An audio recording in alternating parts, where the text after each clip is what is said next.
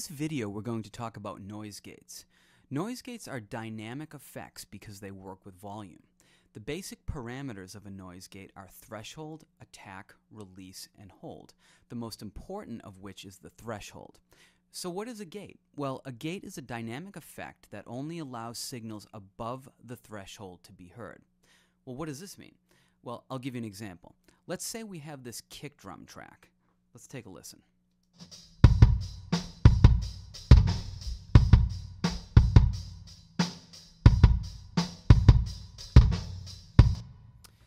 As you can hear, I'm getting mostly kick drum on this track, but I'm getting some bleed from other parts of the set, like the cymbals, snare, and toms. Now, that's not such a bad thing, but there may be times when you want a cleaner track with no bleed. Well, this is precisely where the noise gate comes into play. Now remember, I said that the noise gate allows signals through that are above the threshold. Anything under the threshold will not be audible. Therefore, if I can position the threshold such that the unwanted signals are below it, then the noise gate will not allow them through. Let's give it a try. With the threshold all the way down right now, you can hear everything because it's so far down that all the signals are higher than it and therefore passing through. As I start to raise it, however, we can hear the bleed from the cymbals and the snare disappear, allowing my kick drum to have the spotlight.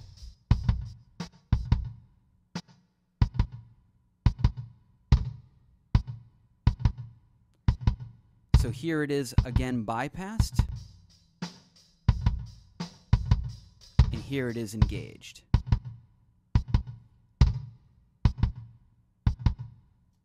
Pretty cool. Now be sure not to raise the threshold too high, because if you do, your kick drum may not even make it through.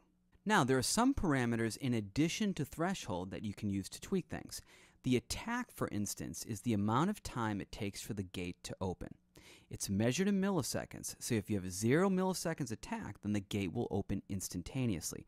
If you set it long, let's say 100 milliseconds, your gate will take too long to open and won't let your signal get through quickly enough. Let's take a listen.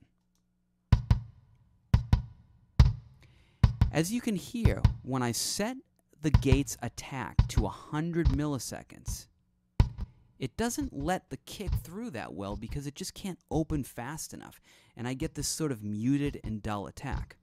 However, when I bring the attack back to 0 milliseconds, I get a nice clean sound.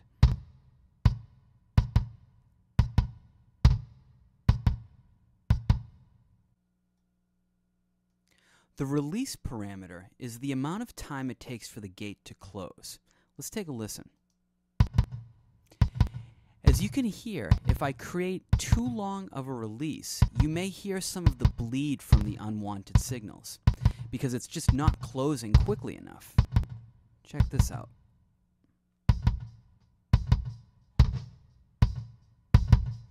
At 300 milliseconds, I'm actually getting some of that unwanted noise, such as the sound from the cymbals and a little of the snare drum as well.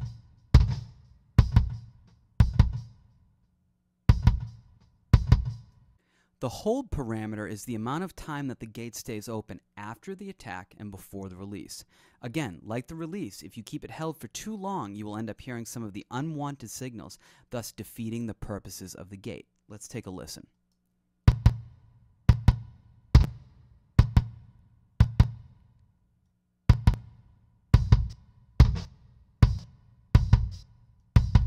As you can hear, at 200 milliseconds, I'm still getting some of the unwanted bleed from the cymbals and the snare drum.